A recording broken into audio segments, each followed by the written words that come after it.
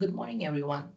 Today we are going to discuss about PEM Community Manager and the features and the functionalities which comes with the latest version, which is 6.2.3.1. So let's dive into it. The first feature which comes as a part of 6231 is going to be on the known host keys, where the customers can select multiple known host keys as a part of their SFTP connections. So what they can basically do is they have a known host key drop down wherein they can upload multiple keys as well as they can select or deselect the keys. This comes into handy when the customers are doing a key refresh where they need to keep the old keys as well as the new keys in line for the migration. They can select both the keys over here and have the files being processed. And after the migration is being completed, they can actually deselect the keys as well as if they want to upload any other keys, they'll be able to do that. So going ahead, so the next one is on the search parameters, wherein PCM now comes up with an advanced search capability enabled, wherein the partners as well as the applications can be searched without any mandatory protocol option. So which allows them to search based on a combinations of a wider criteria without providing the mandatory protocol option. So this is how basically we'll be able to do it, wherein you have an advanced search tab wherein you can select multiple properties name as well as the property values. So you can select in this example, you see that I've selected the endpoint URL and I'm selecting with this particular host. And then I can select the pickup directories and I can select what are the different partners which are falling into this particular criteria. So in case if you want to have a particular mailbox path and I want to see what are the different partners or applications which are using that mailbox path, I can directly provide that mailbox path and it would give me the list of all the accounts. So there is no need for us to have a protocol mandatory option going forward with 6231.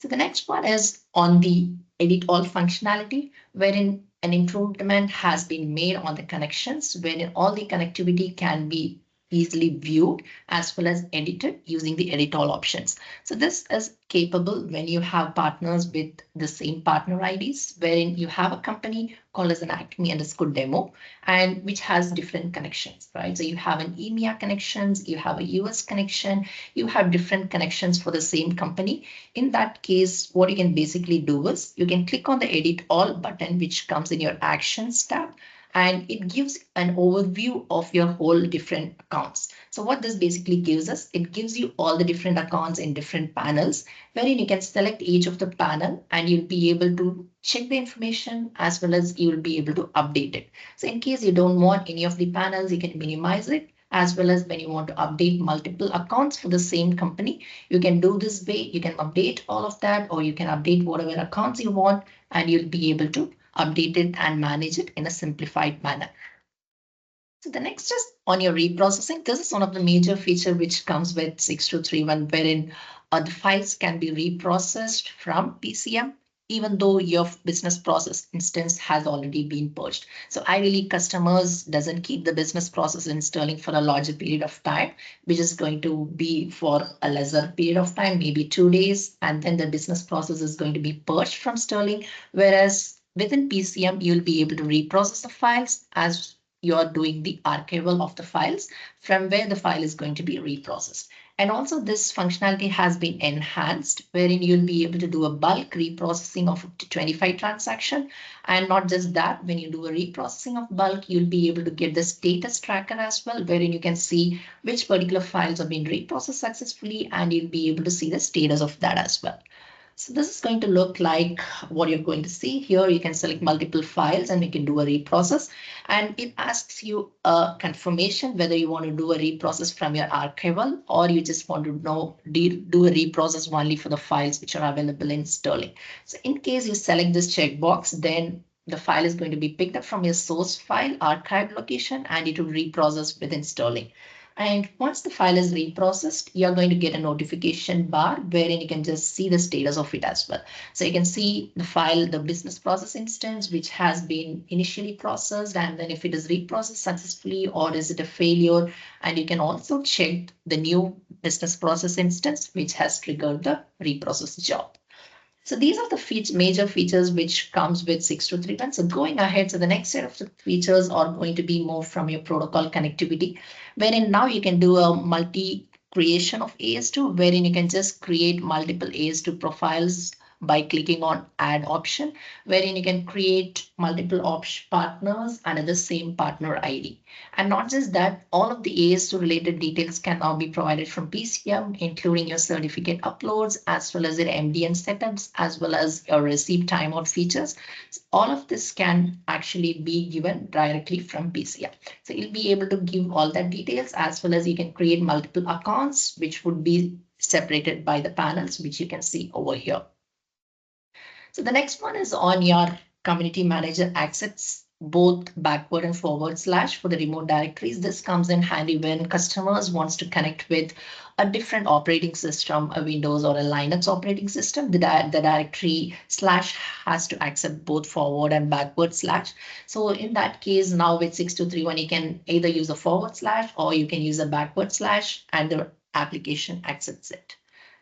So the next is on your configurable file size parameter for viewing the files within the file transfers menu, which is basically going to prompt you for download based on the configurable size.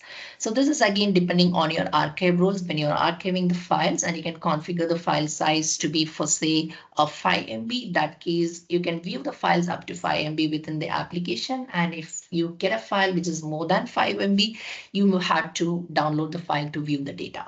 So this is more of a configuration where you can define what is your threshold MB limit which you want to set.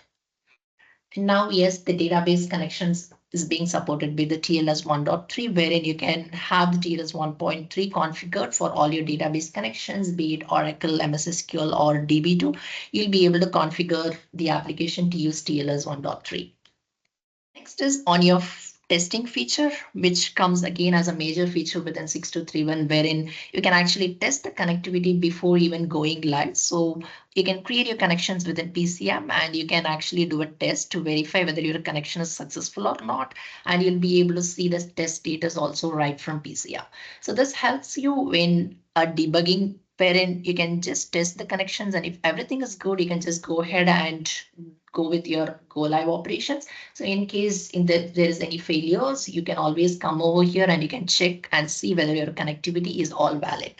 So you have a test button being introduced, wherein you can just click on the actions and click on test, which would invoke the process to perform the test. And if everything is good, you're going to get a success message, which mentions that this is your partner name and this is the BP instance, which has actually executed your connectivity testing.